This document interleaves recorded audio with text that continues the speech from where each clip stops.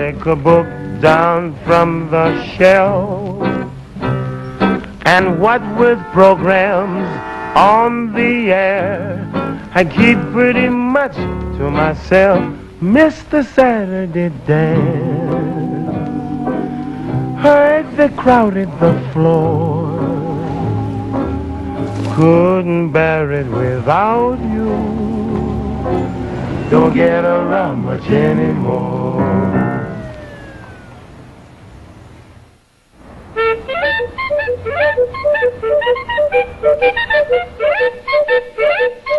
Good evening. The name, please. Oliver Norval Hardy. Now, what's your name? Sir, Stanley Laurel. Laurel and Hardy are the world's most famous comedy double act. They made over 100 films together between 1927 and 1953. And half a century later, they're still as popular as ever. As soon as you saw the first Laurel and Hardy film, it just stuck with you. You knew about Laurel and Hardy after that. It's called comedy. I think they're just definitive. Laurel and Hardy was kind of like a family favourite in our house. They were hilarious. But the real Stan Laurel and Oliver Hardy were complex people whose private lives were very much at odds with their on-screen personas. One of the great myths about Laurel and Hardy is that they were the same people on screen and off. The point about Laurel and Hardy, as about many comedians, was that they made their various fears and anxieties and flaws into art. Well, here's another nice mess you've gotten me into. If you're in Los Angeles today and you're on the trail of the real Laurel and Hardy, there's only one man to call. Bob Satterfield is a man on a mission. In 1980, we put together the tour of the locations, and their comedy's just as fresh today in the year 2002. And it's really a great high and energetic when you find one of the locations and you knew that Laurel and Hardy actually, you know, walked on these steps, or they filmed part of their history doing that. That's really quite amazing to have that feeling once you find them.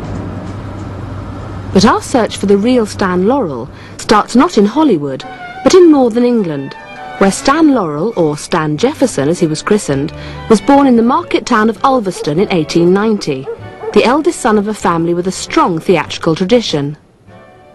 Stan's father, A.J.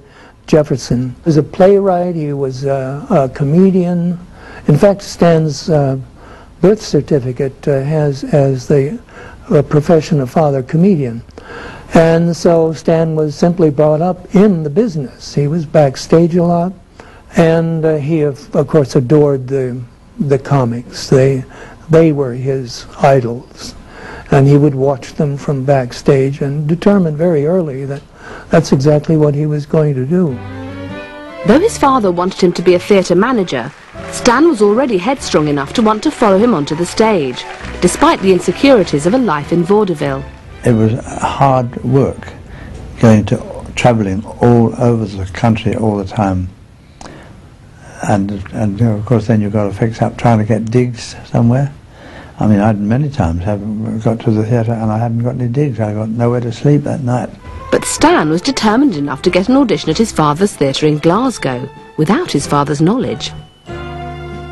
So up went the curtain, and Stan got out there, a big smile, and there in the front row was his father. Surprisingly, Stan's father was happy to support him, using his theatrical connections to get him a job with Fred Karno's travelling variety show.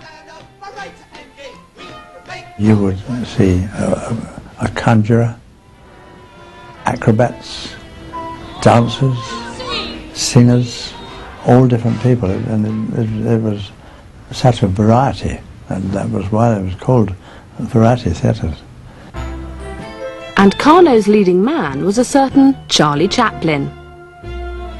Stan became Charlie Chaplin's understudy, as well as his roommate on tour.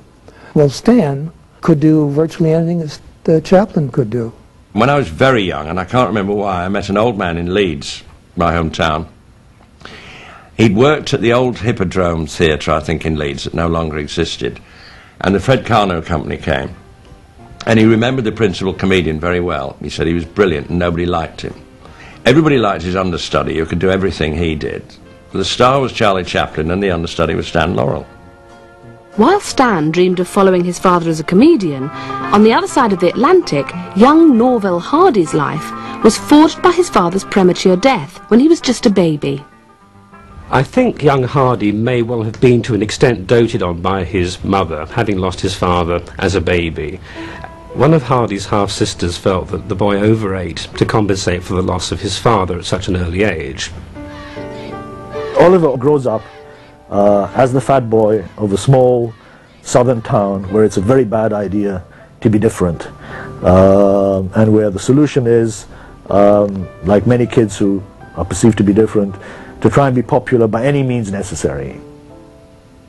I'm sure that deep inside him there's that pain of someone who was bullied and who couldn't do cross-country runs like the rest of the people in his class and didn't get the girls when he was 15, and all those things that people are confronted with when they have a frame that isn't the supposedly perfect frame.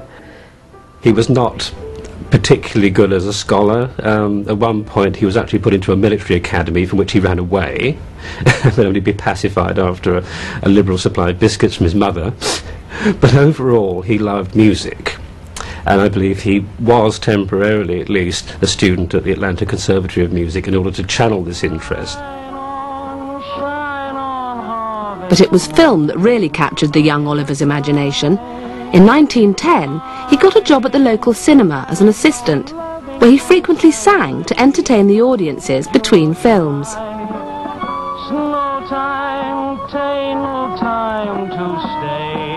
And he took a look at the various things that were happening on screen, and as he put it later on, felt that he could be as good or as bad as those fellows. Between shows, Ollie began hanging around the Lubin film studios in nearby Jacksonville. In 1914, he got his break as an extra in the comedy They Looked Alike.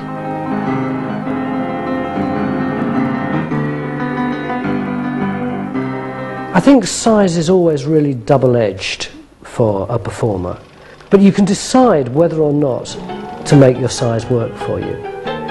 Ollie did just that and became a comedy character actor, using his size to good advantage. But he decided to make one change to his identity. Off duty he was known to family and friends as Babe, because the chaps from the studio would go to a local Italian barber, who, as Hardy later put it, was, and I quote, a boy who liked boys. And he took a great interest in young Hardy, particularly these rather baby-like features. He'd give Hardy a shave, and then he'd pat powder into his cheeks, afterwards saying, nicer baby, nicer baby. And of course the other actors from the studio thought this was hilarious. They started calling him Baby and teasing him, and then it got cut short to Babe, and that became his lifelong nickname.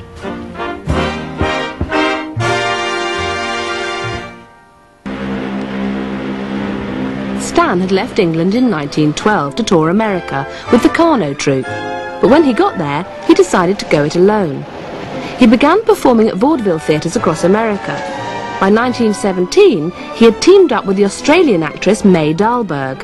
May was to have a major influence on Stan. Stan had been planning to change his name anyway because 13 letters, Stan Jefferson. And so May said, we were in the dressing room. And she said, I don't know how I got it, but I had a book of Roman history. And there was a picture of a famous Roman general wearing the laurel. And I said, hey, look, laurel. And so he tried it out, Stan Laurel. She said, he said it for the first time, and he said, yeah. So that's how he became Stan Laurel. As Stan and May Laurel, the couple headed for America's new entertainment capital, Hollywood, where the filmmakers were churning out an endless stream of cheap and cheerful silent comedies. Because there was no soundtrack, it didn't matter that sets could be back-to-back, side-by-side, with entirely different things going on. You'd have a melodrama being acted out on one set. Next door, you've got a knockabout comedy being done, and next door to them, there'd be a violent robbery with gunshots and heaven knows what else. And it didn't matter because nobody could hear it. Stan's vaudeville training was perfect for the physical style of silent comedy films. Babe Hardy also arrived in Hollywood in 1917 and quickly found work as a character actor, appearing in over 50 short films in less than 3 years. In 1921, Stan and Ollie were brought together for the first time in the film The Lucky Dog.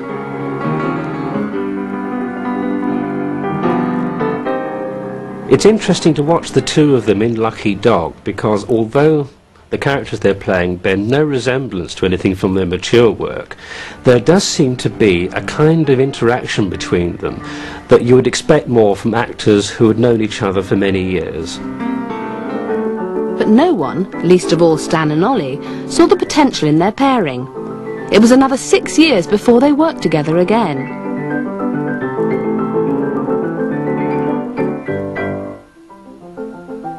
Whilst Ollie continued to enjoy many straight man roles throughout the early 1920s, Stan was still knocking on doors.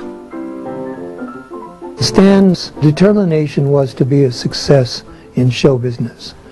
He wanted a permanent place in movies. That seemed the absolute ideal. His case wasn't helped by May's reputation as a difficult and unnecessary part of his act. They had a fairly tumultuous relationship. They fought all the time, like cat and dog. So, in a sense, this did set a kind of template for the type of relationship that Stan Laurel would have with his wives later on. Eventually, May was given $1,000 and a one-way ticket back to Australia on the understanding that she would play no further part in Stan's career.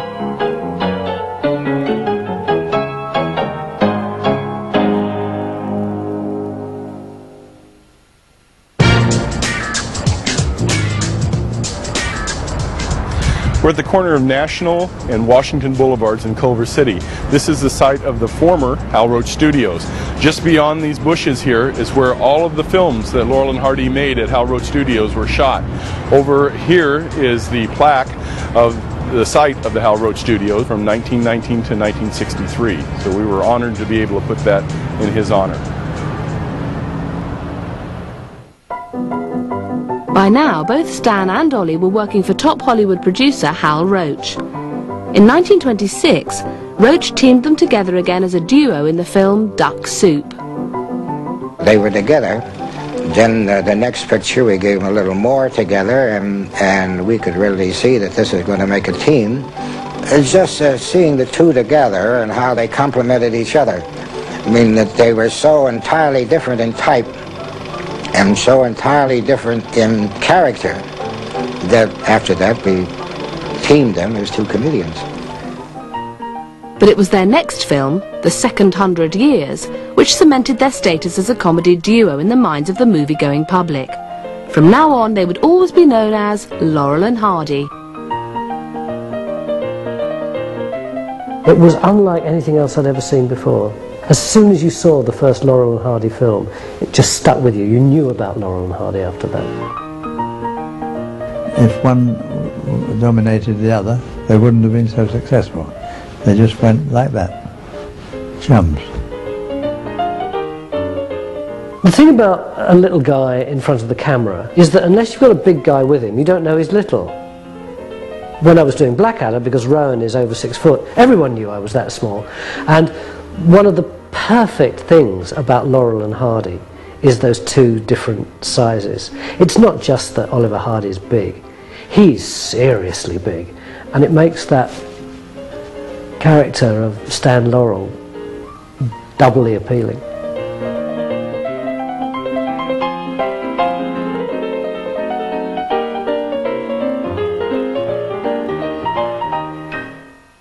Stan and Ollie began developing their own distinctive style. The childish crying, the nervous tie twiddle, the bowler hats, all added to their particular comic personalities. As the Laurel and Hardy team developed, they introduced a number of things that would become known as trademarks. Perhaps the best known of these is Oliver Hardy's tendency to look at the camera, breaking one of the cardinal rules of filmmaking. Rather importantly, he didn't speak to the camera. Thus, he was allowing the audience to step in rather than stepping out of the film himself.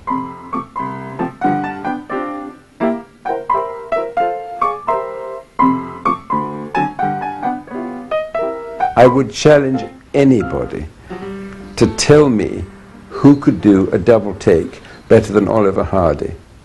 Who could actually show irritation with the idiot Stan Laurel so wonderfully, just with his eyes and a flap of his jowls.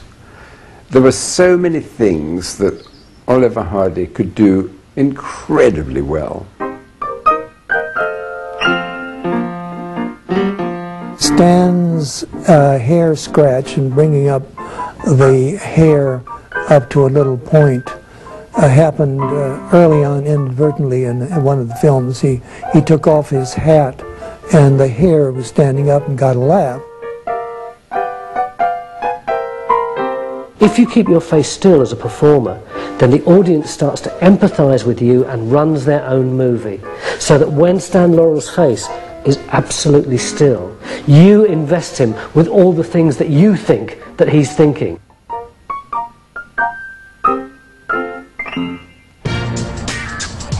This is the house that Laurel and Hardy filmed their 1929 silent classic Big Business. At this particular location, Laurel and Hardy tried to sell Christmas trees in July to actor James Finlayson. Of course, a tit for tat involves up on the porch area, and Laurel and Hardy basically destroy the house, and James Finlayson destroys their Model T car that's parked out in front. The charm of Big Business and the destruction of two things, a home and a brand new Ford T motor car, that Stan said is, we all do that in some form or other.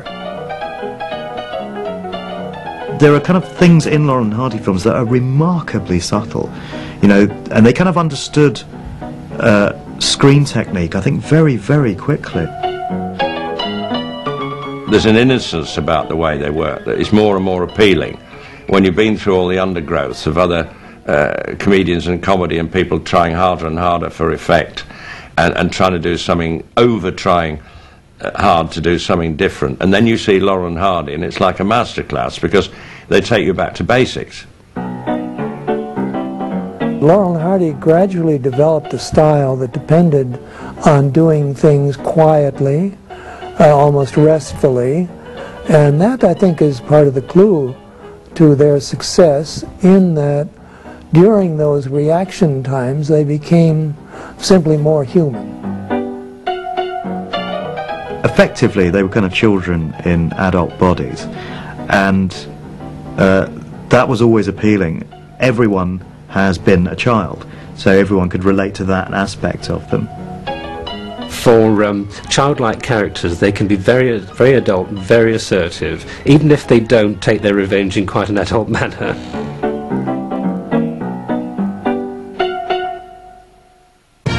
There's a great story that Hal Roach tells about filming this.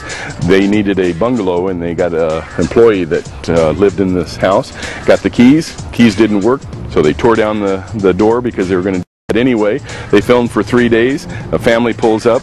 They scream and faint because their house is here. They weren't the employee. They destroyed the front door and most of the house and got the wrong house.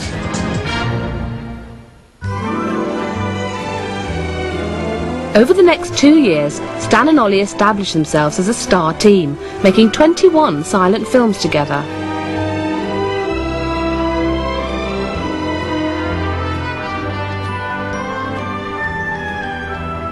Off camera, their success meant they were now able to afford a Hollywood lifestyle.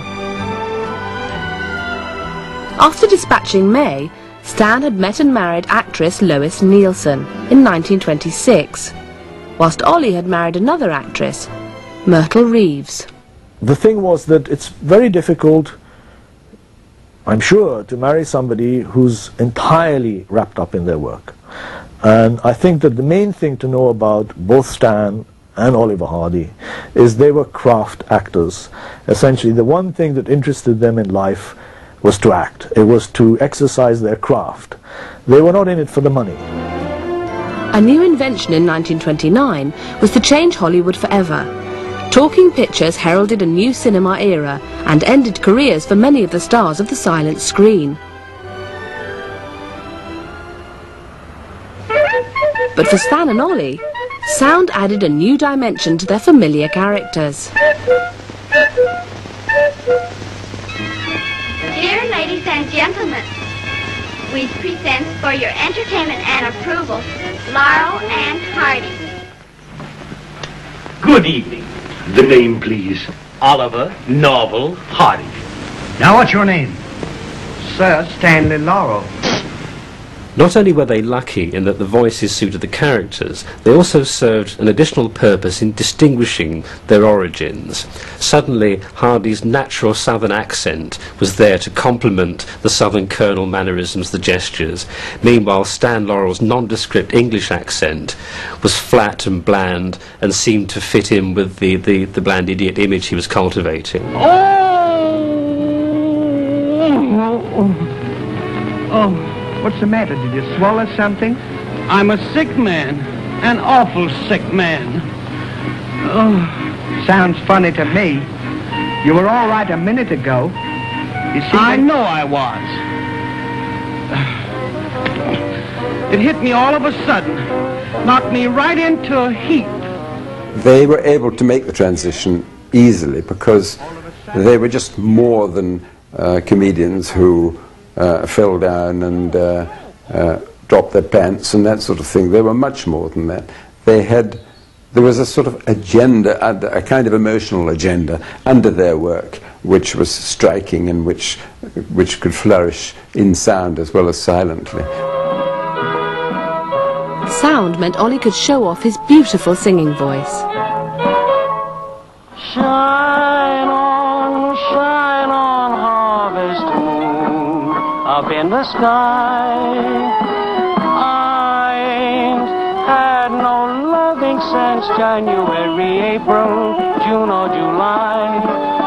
Snow time, tain't no time to stay outdoors and spoon. Shine on, harvest moon, for me and my girl. I think one of the great things about Laurel and Hardy is that their performances span the silent films and the talkies. My favourite films are the ones where they talk, but where they've really got those elements of silent comedian about them.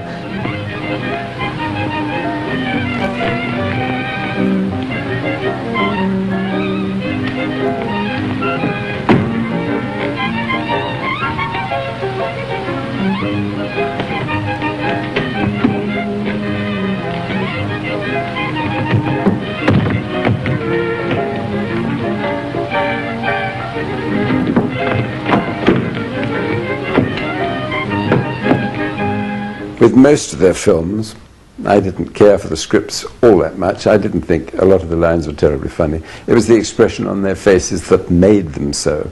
They were the epitome of comedians who could actually be funny without having very funny things to do or say.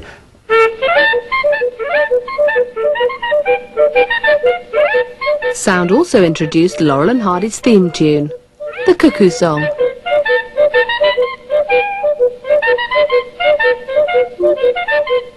I made this little silly tune as a radio time signal to count the hours. And Stan Laurel came up and heard it and says, that tune's for me, that's just what I want. That little cuckoo part's just what I like. See that? So he says, I'd like to use that for my theme. I says, well, swell. So then I showed him how it was put together. This represents Stan Laurel. It's supposed to be cuckoo. Same thing over. Not very bright. He's dull. He's stupid, see? That's what that means, stupid. And the big one, Babe, is very dominating, see?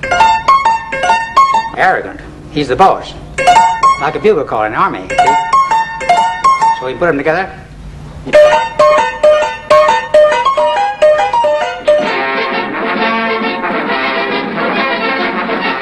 With 8 new Laurel and Hardy films in 1930 alone, the pressure was on Stan to come up with constantly inventive plots and gag lines.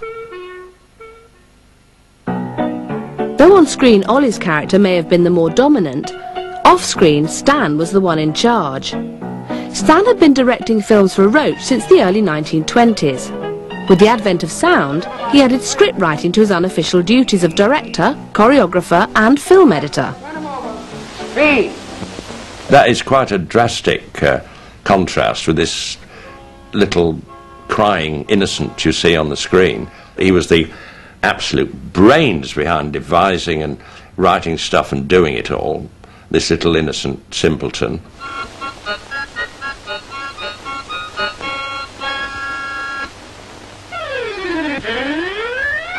By the time of the Laurel and Hardy partnership, Oliver Hardy was entirely content to abdicate responsibility to Stan Laurel.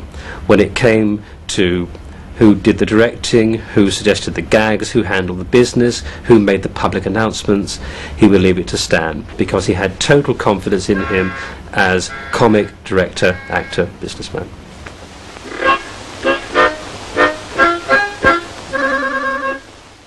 For Stan, all this work left little time for socializing. I would say Stan was a workaholic. He didn't go to Hollywood parties, although he was certainly invited. He tended to enjoy the company of a few close friends in the business. Socially, he was not interested in parties. Ollie, on the other hand, enjoyed the freedom success afforded him. In private life, their interests were not the same at all. Oliver Hardy was the man for the country club. He became a prize-winning golfer, one of the best in Hollywood. Every year he would win the Hal Roach Studios golf tournament, to the point where there was hardly any point in staging it. They knew who would win. Stan, ever the professional, would use Ollie's weakness for golf to get a better performance out of him in front of the camera. A wonderful part of the comedy process that they have is Hardy looking terribly frustrated at the camera. What Stan did was to hold off the shooting of those shots until about 20 minutes to 3 each day, knowing that by that time they would really be stewing and wanting to get out on the golf course. And consequently, many of those frustrated camera looks, those angry comic reactions were for real. I don't mind at all that he couldn't think of a gag, that he could hardly find his way to the studio, and he would much prefer to play golf than rehearse for a film. I don't mind that at all. He was a man who, I think, Stan would have been very little without him. And I love Stan dearly, but I won't have people saying that Stan was the man behind it all, and that without Stan, Hardy would have been nothing. Hardy was technically one of the greatest comedians I've ever seen on the screen.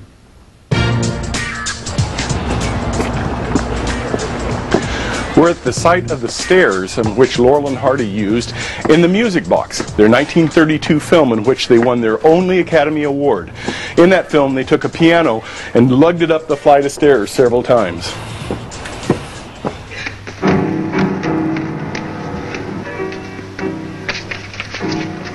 It has everything that comedy needs, and all of it so efficiently done.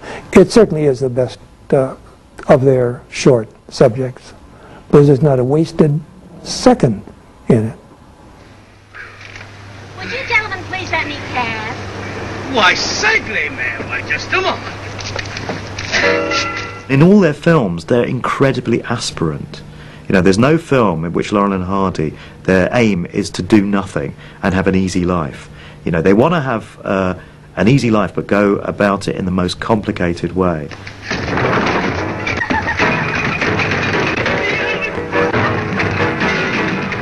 The way they do slapstick is very contained, very clever and very serious.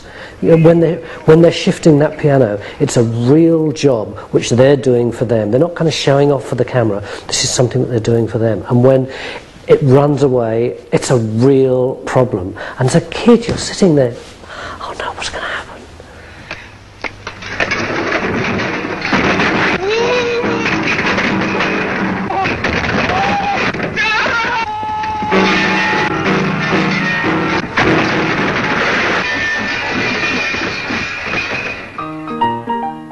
It was 1932 and Stan and Ollie were now the undisputed kings of comedy, releasing ever more popular films for a global audience. Hal Roach hit upon a simple way of expanding their international audience. By reshooting each film scene for scene in a variety of different languages, with Stan and Ollie reading their lines phonetically from cue cards. Yes, eso. Una carta. ¿Qué clase de carta? Registrada. ¿Quién la manda? Creí que ya no querías. Que te hablase más.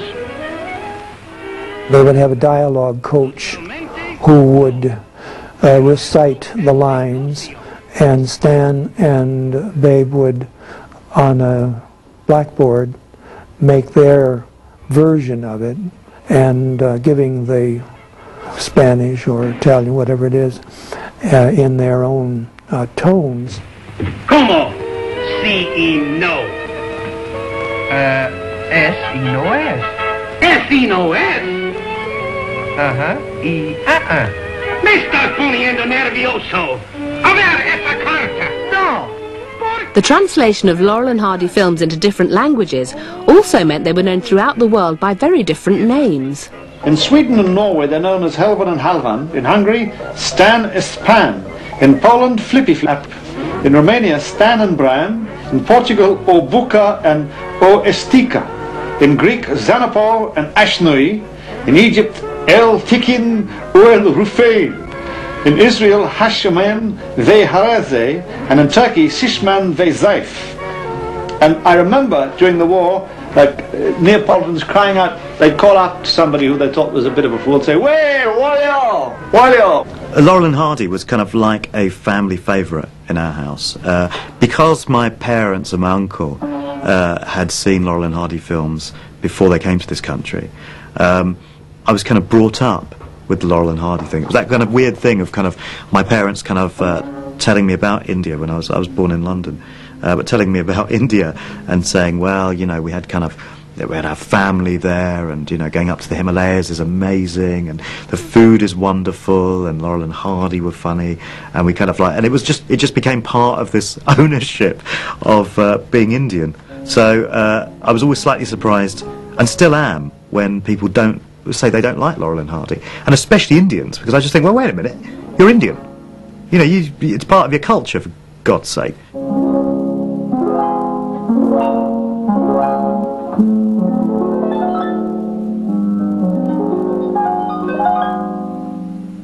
Despite the international success of their films, Stan and Ollie didn't realise how famous they really were around the world. So when, in 1932, Stan decided to take Ollie with him on his first return visit to his family in Britain, they were completely unprepared for the reception that awaited them. They ended up turning their holiday into a theatrical tour. There were the most amazing scenes that I only can compare with later years with rock concerts in the early days of the Beatles. The brig at the street in Leeds was packed outside. There was a queue round the block. A lot of people didn't get in. And it was just astonishing. Oh my God! And the audience used to go potty. They were waiting for him, and as Ollie and Stan came on stage, it was, hey, you know, really meet them because they were loved.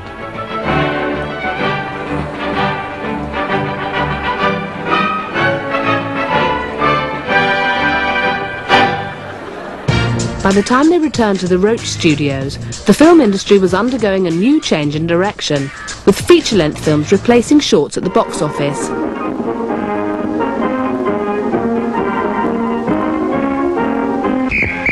Never mind. You don't give me a chance. Come on, you two. Come on, let's go. Get out of here. Get on, let's well, what are you going to do about it? What am I going to do about it? Ooh. Do that again. The reason that Hal Roach wanted a change was simply a matter of marketing. He saw that short subjects were on the way out, and the real future in cinema going was going to be in the double feature. So he wanted his comedians in feature-length films or nothing.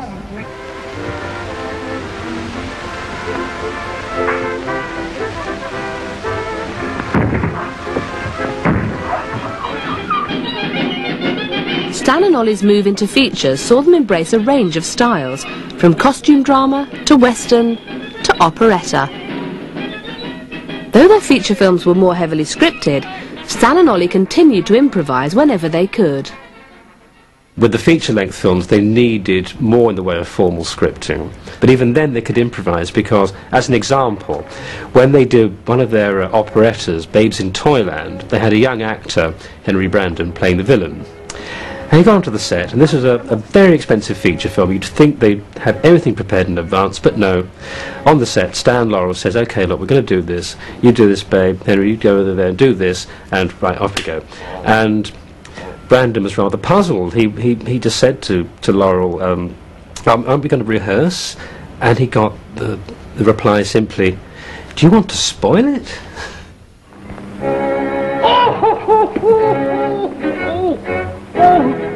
Thank you.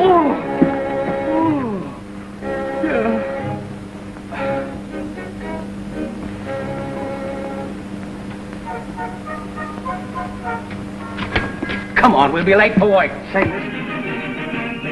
Despite being Roach's biggest stars, Stan and Ollie, unlike Chaplin, were still only paid a flat wage, to Stan's constant irritation and Roach's obvious benefit. I met Hal Roach when he was 100, who was their producer, who, we know where the money went. At one time I had trouble with Hardy, and I told him he was, I had canceled his contract, and I knew he wasn't going to let me cancel his contract. He also had fiendish contracts with them that overlapped. Stan's contract would run out in October and Ollie's would run out in January, so what were they going to do? It just seemed that somehow or other they should try greener fields. And after reuniting for two more films that came out in 1940, Bachump at Oxford and Samson at Sea, I think just about all concerned were willing to call a halt. The decision to leave Roach may also have been hastened by the expensive alimonies Stan and Ollie had begun to pay out.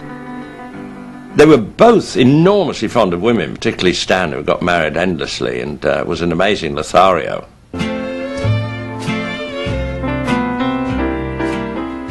Stan was, and in respect to women, adored them, chased them, so in effect that ultimately, of course, got him in trouble. What did I do? Be big! Stan's weakness for women made his married life chaotic. In a sense, he became, as his character was, a bit childlike, in that maybe these were not very adult relationships. After 9 years of marriage, Lois finally had enough of his philandering ways and divorced him in 1935. After the divorce with Lois, there came this rather hectic marital period. He next married Ruth Rogers, not once, but twice, in 1935 and in 1941. This was another kind of relationship between successful, quite successful by that time, Hollywood star, and a woman who was very pretty and very personable and very charming, but essentially didn't really have a career of her own, and so became a kind of second stringer and was not that happy to be in that sort of relationship. And then he married this incredible, what would you call her, performer, I guess, named Ilyana, the Russian lady. And I think it's safe to say that he was driven to drink by this formidable lady. Stan's past also caught up with him when his old vaudevillian partner May Dahlberg paid him an unexpected visit. She came back to this country, and Stan by that time was famous, and she sued him on the grounds that she was Mrs. Stan Laurel in fact, if not legally. And she wanted a portion of his earnings. And she got a portion of his earnings. Oliver Hardy wasn't faring any better either. He'd married Myrtle in 1921, and though he was faithful to her, there were problems. Myrtle had developed a chronic drink problem, and he spent a lot of money paying for her care in various establishments. Caused him a lot of heartbreak, and I rather wonder if that might not have influenced him to spending a lot more time socialising the country club, being a gregarious man anyway, of course, was part of that. But who wants to go home when the wife is ill or not even there? You know, I feel as fidgety as a jitterbug. You do? Yeah. What's the matter? Well, I'm nervous. You know, Stanley, this will be the first time I've ever been married. Fortune was to smile on Ollie, though, when in 1939, on the set of The Flying Deuces, he met and later married script girl Lucille Jones. I'll tell her for you. As script girl, she had responsibility for continuity and that type of thing. And there was an accident on set. She tripped and bashed her head, and he'd sent her flowers, and she was touched, but she didn't regard it as any more than a friendly professional gesture. What she didn't know was that all this time, this famous comedian was falling in love with him. Out of the blue, he just said, you know, will you marry me? And she accepted, rather impulsively. Then, having accepted the marriage proposal, she went on her first date with him. I mean, he's crazy about you. He's going to marry you. Aren't you, Ollie? Go on, stop talking. You'd like to marry me? Well, that is, if you don't mind.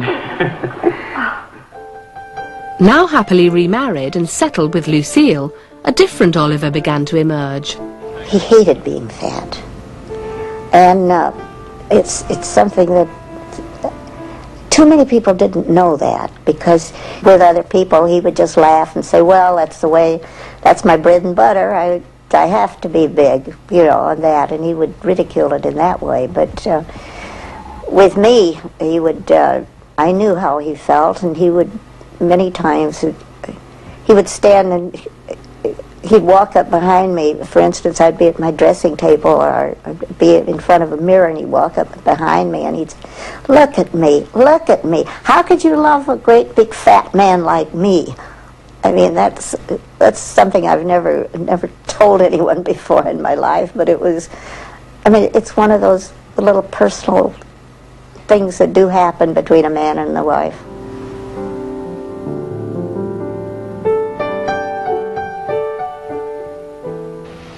Both Ollie and Stan's confidence took a further knock when they returned to filmmaking in 1941. Now free of their Hal Roach contract, they signed to 20th Century Fox, full of hope. But although the films they made were financially successful, creatively they were dead in the water. Here they come, the bigwigs of Bedlam, the nabobs of nonsense, the headmen of horseplay, the titans of turmoil, Stan Laurel and Oliver Hardy, all set to take you on a roller coaster of mad mirth in their latest, greatest, and funniest 20th Century Fox comedy, The Dancing Masters. For the most part, they aren't very good, for the simple reason that they were hired as actors.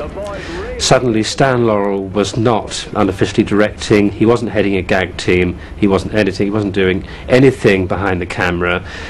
They were just, for the most part, given scripts by the big studios and told to get on and do it.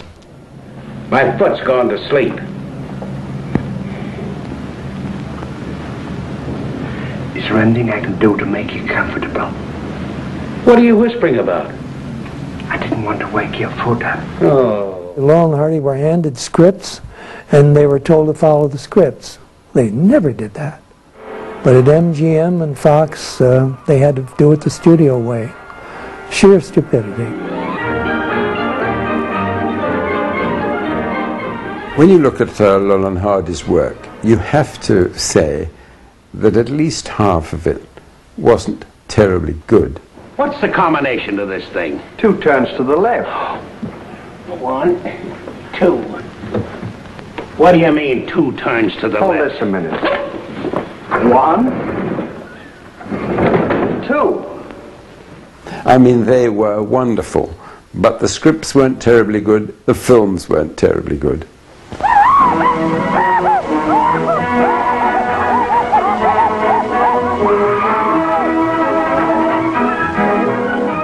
So, as a consequence, they turned out a series of features that they hated and which damaged their reputation in the film business, at least in the United States. And by 1945, they'd had enough.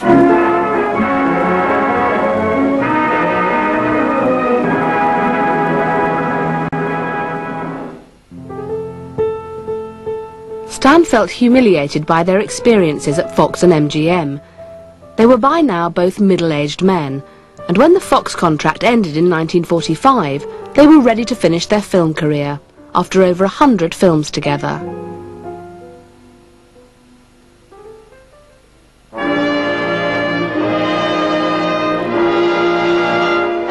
But then, in 1946, a surprising job offer came from Europe. Starved of entertainment throughout the war, there was a real public thirst for live theatre. Stan and Ollie were still Europe's biggest comedy double act, and so they toured to packed houses across the continent.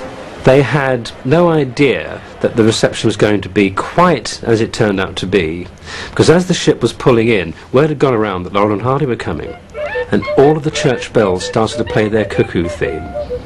And apparently, because they weren't expecting this, they thought, what's all this for? But then they heard their theme and thought, they realised it was for them, and they just looked at each other and cried. There were mobs of people at every station, and they have Laurel and Hardy masks. We'd never seen them. So lining up at the station are all of these people. Half of them are wearing the Laurel masks and half of them Hardy masks. At every station, the train would stop. We found out later what had happened. The engineer had phoned the station ahead and said Laurel and Hardy are aboard. So the train would stop at every station, and here are these mobs of people. They're reaching through the train windows to shake hands, just to touch them. Anything especially you want to do over here, Oliver? Nothing, but try and make the people happy, and will you keep quiet a minute? And have a good time, and have everyone else have a good time. I'm talking to the gentleman. Will you keep quiet just a moment? And then I think that after a couple of weeks we might... What is it? You're standing on my foot. Oh, I'm sorry.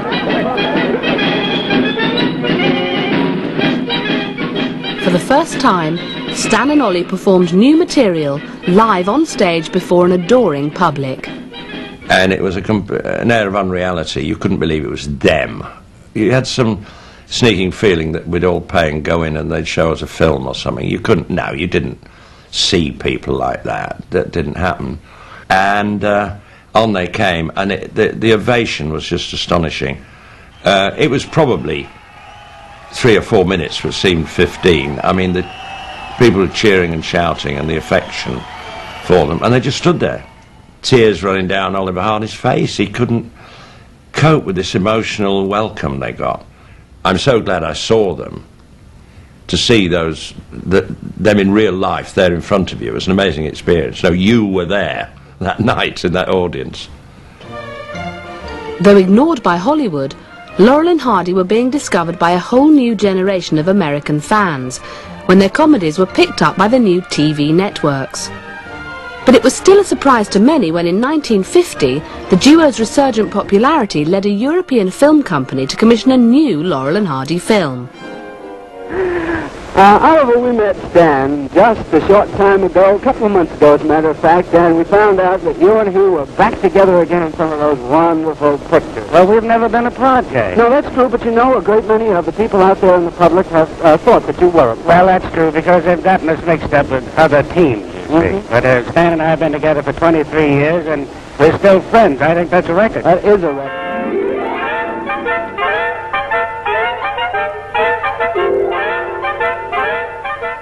Atoll K offered much, but eventually proved disastrous.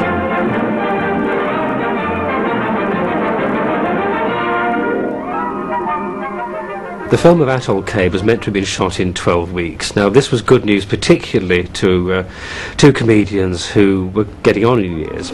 By 1950, Stan Laurel was approaching his 60th birthday, Oliver Hardy a couple of years younger, so they weren't exactly in the first flush, so they didn't want anything that was going to be too much of a strain. The strain, however, is what they got. 12 weeks became 12 months. I can just Ollie was the heaviest he'd ever been, while Stan was suffering from diabetes and was so ill for much of the filming that he was unable to exercise the editorial control he so craved. During all this, Stan Laurel's health started to deteriorate rather badly. He finished up undergoing surgery that needed to put up a small sort of mini hospital unit on the set with his wife acting as nurse. He looked terrible in the film. Do that again. Oh dear, there was Atoll K or something. Oh no, I didn't want to see that. You know, you want to remember people the way you want to remember them at their peak. Well, here's another nice mess you've gotten me into. Well, I couldn't help it, you know, when playing this kind of thing. I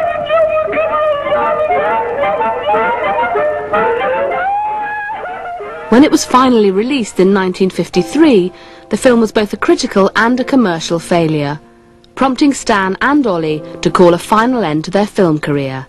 From now on, they restricted their act to occasional TV appearances. However, yesterday, a bit of film was flown in from Hollywood, which was made by two of our most important members and most active members. It speaks for itself, so allow me to introduce Laurel and Hardy. Gee, that's swell. What's that? It's a letter from the water rats in England. Oh? They want us to say hello from all the water rats in America. Say, that's nice. Who are you going to mention first? Well, let me think. There's Chick York. Chick York. And there was Bobby May. Bobby May. Oh, what a juggler he was, boy.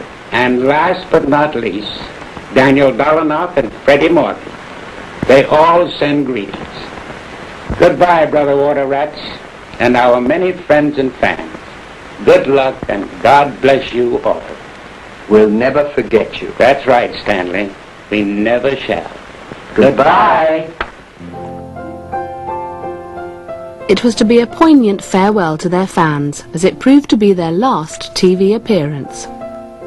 Like Stan's, Ollie's health also began to fail. Diagnosed with a heart condition, he was put on a crash diet, eventually shedding 150 pounds. Despite Ollie's illness, Stan was still hopeful of reviving the Laurel and Hardy name. Hal Roach Jr., who'd taken over his dad's old studio, invited them to make a new series of colour films for television based on fairy tales, to be known either as The Fables of Laurel and Hardy or Laurel and Hardy's Fabulous Fables. And Stan had written several initial scripts for them as playing characters out of Mother Goose. Then the dreadful thing happened. Oliver Hardy got a stroke, a devastating one. Ollie suffered a crippling stroke in September 1956. He battled on for nearly a year before finally succumbing to a series of convulsive strokes. He died on the 7th of August 1957. His body was cremated and his ashes interred at the Garden of Hope at the Valhalla Memorial Park.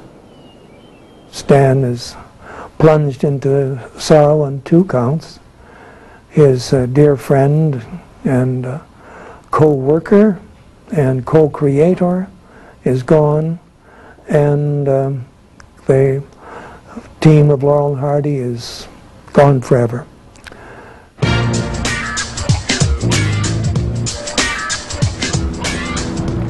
We're at the Oceana Apartments in Santa Monica. This was Stan Laurel's final home. At this apartment he lived with his wife Ida, and if you look up on the 2nd floor balcony, this is where Stan would view the beautiful Pacific Ocean.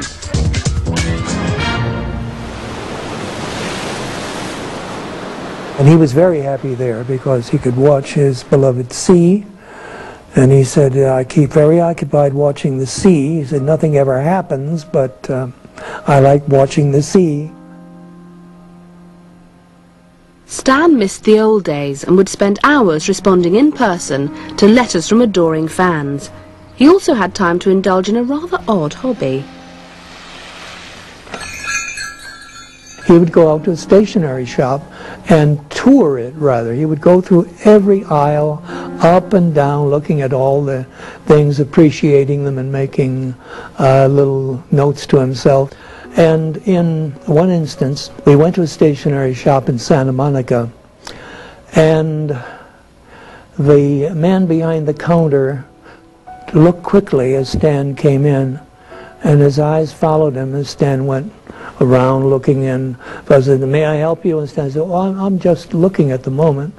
The fellow was certain he knew who that was. He said, "I know you. You are..." and Stan said, "Oliver Hardy." And the guy said, "Right! Gee, Mr. Hardy, you and your friend, you and Mr. Laurel, you were so great. I mean, you're still great. I watch your movies all the time. Oh, Mr. Hardy, I can't tell you the laughs that you've given me." And then he paused and he said, "Oh, by the way, whatever happened to Mr. Laurel?" And Stan said very solemnly, "He went balmy." In 1961, Stan received an honorary Oscar for his life's work, even though he'd not made a film for over 10 years. At that time, he had stopped making movies. And you would think that, well, Hardy is gone, so there's no more Laurel and Hardy, as Stan said. But there he was. He said, "I'll go on creating those gags until the day I die," which indeed he did. On the 23rd of February 1965, Stan suffered a massive heart attack and died. His funeral at the Church of the Hills in Forest Lawns, Los Angeles, was a star-studded affair. Stan was laid to rest, looking out over the valley below. But the story of Laurel and Hardy doesn't end there. In Stan's hometown of Ulverston, there's a museum dedicated to their work.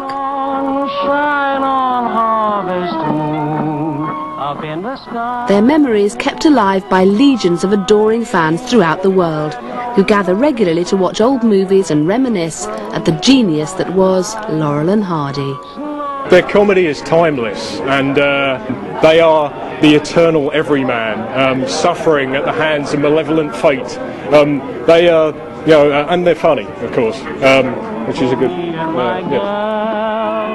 Laurel and Hardy just encompass everything that's great about comedy. They're fantastic. Laurel and Hardy are easily the greatest comedy team that ever lived.